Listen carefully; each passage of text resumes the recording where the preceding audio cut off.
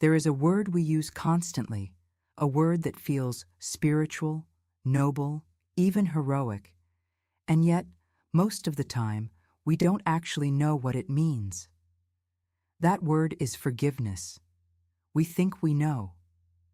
We think forgiveness means looking at something real, something truly wrong, something that genuinely hurt us, and choosing, out of some kind of moral generosity, to let it go anyway. We picture it as a sacrifice, a difficult, uncomfortable act of spiritual willpower, where we swallow our justified anger and pretend everything is fine.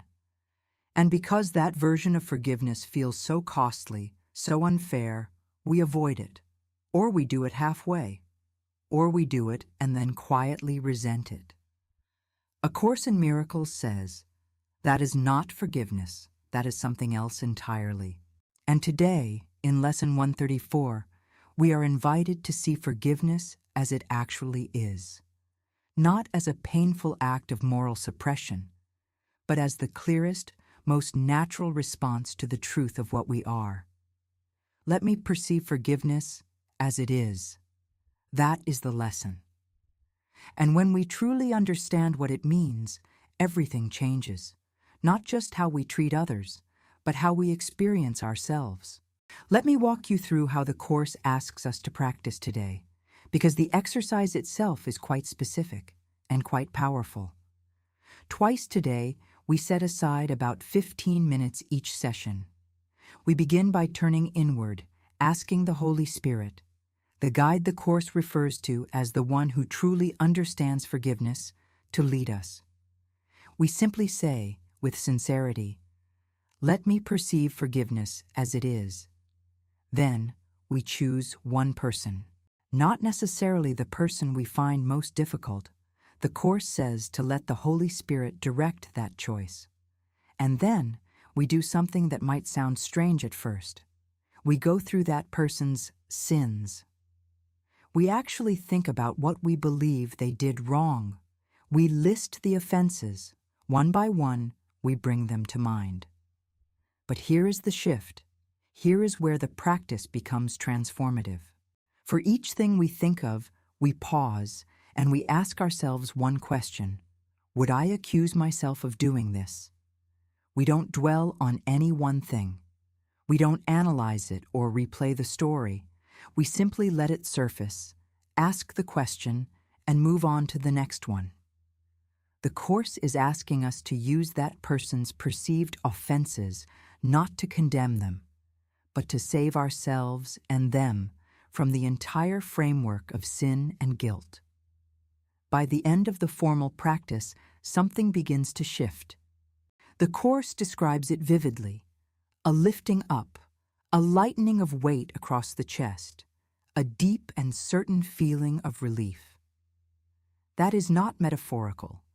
That is the actual experience that becomes possible when we release the chains we have been carrying, chains we thought we had placed on someone else, but that we were always carrying ourselves. Throughout the rest of the day, whenever we find ourselves judging, blaming, or mentally rehearsing someone's wrongdoing, we return to this short reminder: let me perceive forgiveness as it is. Would I accuse myself of doing this? I will not lay this chain upon myself. And then this extraordinary closing thought, which the Course gives us to carry: no one is crucified alone, and yet no one can enter heaven by himself. Now let's go deeper, because the philosophical foundation of this lesson is what makes the practice make sense. Without understanding what the Course is actually saying about forgiveness, the exercise can feel mechanical. With it, every step becomes luminous. The Course begins by identifying the distortion. In the conventional view, forgiveness is an act of charity towards someone who has done something genuinely real and genuinely wrong. It says, yes, you really did that. Yes, it was wrong. And yes, I'm choosing to forgive you anyway. That model of forgiveness is built entirely on the premise that sin is real, that guilt is real, that the offense actually happened in truth, and that we are overlooking something true. And the Course says, this is precisely the problem. If sin were real, if guilt were truly deserved, then forgiveness would be a lie. It would be a kind of spiritual pretending, a way of calling something false that is actually true. And we feel that. That is why so many of us distrust forgiveness or find it difficult to sustain, because in the back of our minds, we believe we are being asked to deny the truth, to overlook reality, and something in us resists that, rightfully so, because we were made for truth. But here is the radical turn the Course makes. Sin is not real, not in the ultimate sense, not in truth. What we think of as sin, the attacks, the cruelties, the failures, the betrayals, all of these arise from a mind that is dreaming, a mind that is confused about its own nature, terrified of its own separation, lashing out from fear, looking for love in all the wrong places. Every act of so-called evil is a cry from a sleeper who doesn't know they are dreaming. It is not truth, it is illusion. And illusions do not require pardon, they require recognition. The Course says it with beautiful precision. It is sin's unreality that makes forgiveness natural and wholly sane, a deep relief to those who offer it. This is why genuine forgiveness feels like relief, not sacrifice. Because when I forgive truly, I am not swallowing something difficult. I am recognizing something real. I am saying what I thought I saw was not what was actually there. And in that recognition, I am freed from the weight of the entire story. Let me make this concrete, because abstract principles don't change lives. Applied understanding does. Think of someone in your life who you believe has wronged you. Maybe it's someone who betrayed your trust. Maybe it's someone who consistently dismisses you. Maybe it's someone you've been quietly resenting for years. Now, in the old framework of forgiveness, your task would be to grit your teeth and choose not to retaliate. To say, in effect, you really did this, it was really wrong, and I'm being the bigger person. The Course asks you to try something different. It asks you to sit with what you think that person did, and then genuinely ask, would I accuse myself of doing this? Now, this question can land on several levels. The most immediate one is, have I ever done something similar? Have I ever been dismissive or hurtful or deceptive or unkind in this or in any situation? And almost always, the honest answer is yes.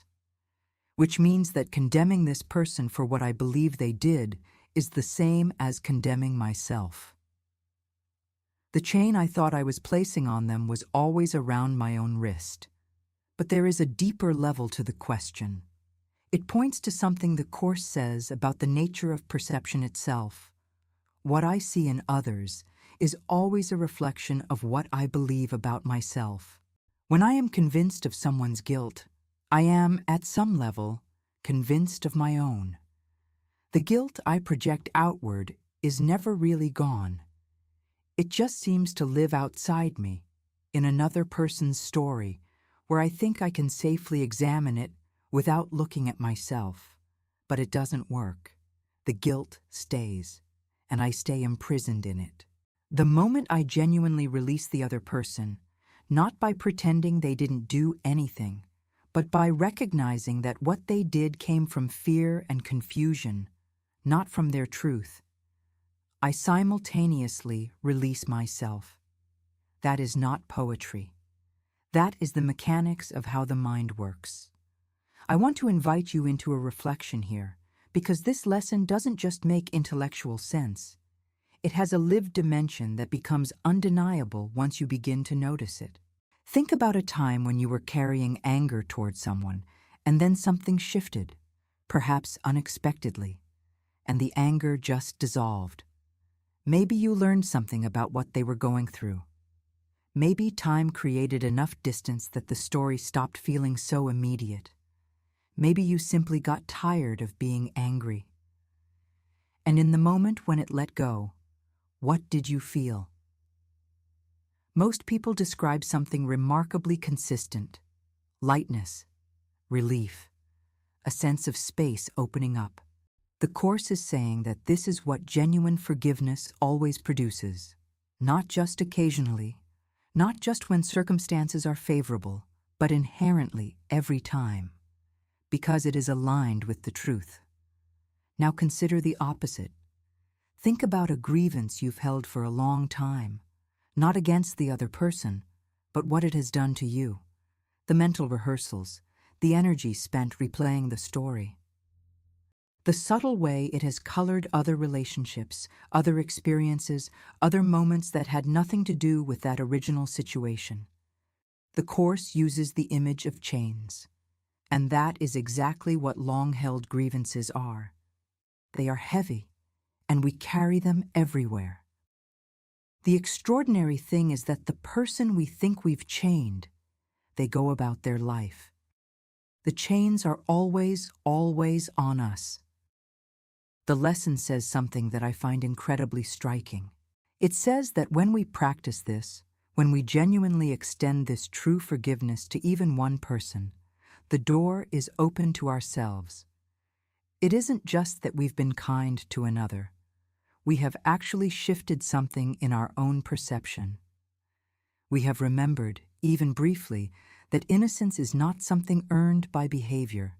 It is something inherent to what we are. And from that place, even for a moment, the world looks different.